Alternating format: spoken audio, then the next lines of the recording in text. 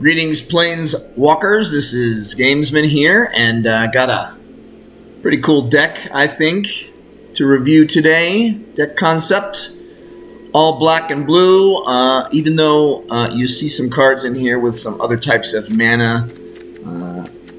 Basically, they're combo land cards to give options in terms of getting other cards out. There's a few cards in here that are 3-color from the new Capenna expansion, so we'll go over this. I think you'll like it. It's essentially a deck that was created with just a rare Mythic kind of a theme in place, and then massaging the deck profile to get it to work together. So lots of Mythics, lots of rares all put together in this deck.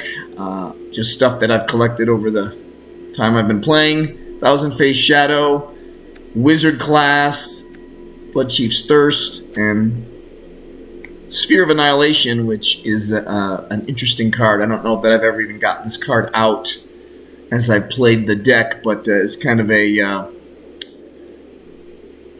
break glass during emergencies kind of a card. If your play and draws are going poorly and your opponents are going well.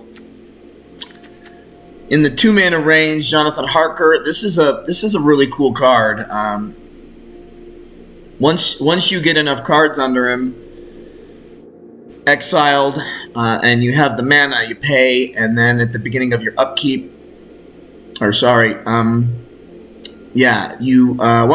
during each of your turns, you may play a land or cast a spell from among the cards exiled with this permanent without paying its mana cost.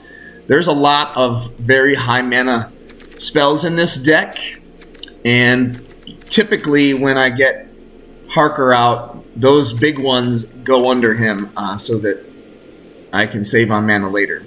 So that's a neat card. Reality Chip. Play lands and cast spells from the top of your library. Blade of the Oni. This mythic artifact creature. Flunk, a pretty cheap card to kill opponent creatures, or even just give them, heavy minuses depending on how many cards in your opponent's hand. Mokutai Soul Ripper, a little more of a mid-late game card when you've got them out to sacrifice. We've got a lot of utility blue cards here. Solve the Equation, Witness the Future. This is a pretty good card here. Cemetery Illuminator. Enters the battlefield, exile a card from a graveyard, look at the top card of your library at any time, and then once each turn you may cast a spell from the top of your library if it shares a card type with the card exiled with Cemetery Illuminator. Dreamshackle Geist is a creature that can tap opponent creatures. We've obviously got counterspell stuff and creature destruction. This mythic card deals damage to a player. Exile the top card of each player's library until the end of turn. You may play one of those cards. If you cast a spell this way, pay life equal to its mana value rather than paying its mana cost. So, depending on where you are in the mid to late game in a mana versus life situation, you've got that option. King Narfi's Betrayal. Let's get some stuff into your graveyard, which you can then manipulate and cast more spells. Runo Stromkirk. This is a pretty cool card. Because of the big creatures in this deck, you can transform him once you reveal one that's mana value 6 or greater, and create tokens. Maestro's Diabolist. This is one of the tri-mana color cards, but you can start creating tokens once he gets going. The 4-mana range, we've got this enchantment, Archmage Emeritus. We get some card draws. We start stealing creatures with these cards here. Grafted Identity. The Reservoir Kraken, you're creating blue fish tokens. Here's our Planeswalker. Pretty useful in this case. We've got artifacts and also helps us draw. Another creature stealing card. And then we've got the Long Reach of Night and Animus of Night's Reach if we're losing the battle in terms of creature size. Crippling Fear, the Break Glass and Emergency card. Gelatinous Cube. This is a cool card. I've always really disliked this card when my opponents had it, but when I have it, it's a fun card to play.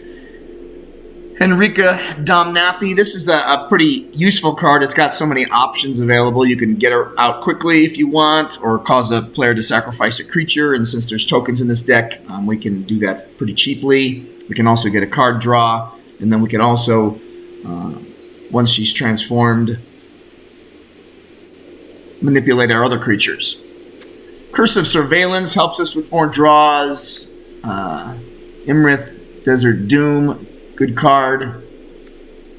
Lair, Disciple of the Drowned. You can get all of your instants and sorceries back that you've cast. Mind Flayer. This card, probably more than any card in Magic the Gathering, is so irritating. Sludge Monster. This is a great card. Great creature. When your opponent has a bunch of creatures that have various abilities, you can basically eliminate them. Invoke the Winds, another one of the creature stealing cards. Junji and Midnight Sky.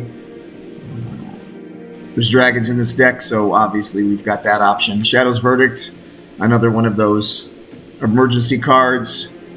Tur, Grid, God of Fright, or the Lantern.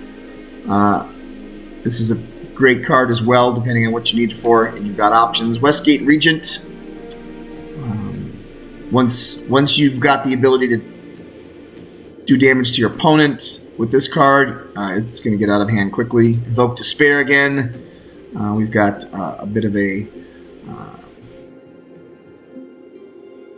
equalizer when it comes to our opponent. And then Katose, the Silent Spider, another one of those exiling type cards. Now we get into the big creatures. Carry, the Swirling Sky, 6/6 Mythic, Flying, Ward 3. When it dies, return any number of target non-land permanents with total mana of 6 or less to their owner's hands. Mill 6 cards, then return up to 2 instant and or sorcery cards from your hands. So, very useful card there. Mordenkainen, he can create the Dog Illusion and get us some draws. Professor Onyx, another Planeswalker. Lots of options with her. Xanathar Guild Kingpin. This card is also a pain, whether you're against it or not. Jin Gitaxius, Progress Tyrant. This is a great Mythic card. Automatically counters your opponent's artifact, instant, or sorcery spells, and you duplicate yours. Wizard Spellbook. I've only gotten this out a couple of times, but it's a pretty awesome card once you get it rolling. Toxrill the Corrosive. This is a game changer right here. You get this card out and it changes the complexion of the game radically, especially if you've got a creature heavy deck that your opponent has with a lot of smaller creatures. Shattered Seraph, you get multiple mana options from here until you bring it out. And then we've got a lot of utility mana in this deck. Hall of Storm Giants, Otawara Soaring City, Hive of the Eye Tyrant, Hostile,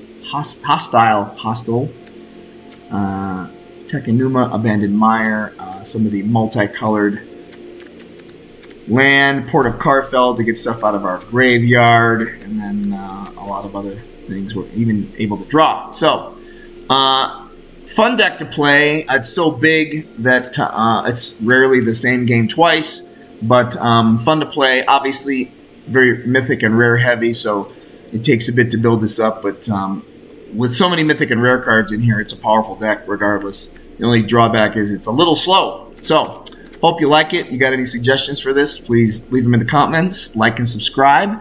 And this is the Gamesman saying, see you later.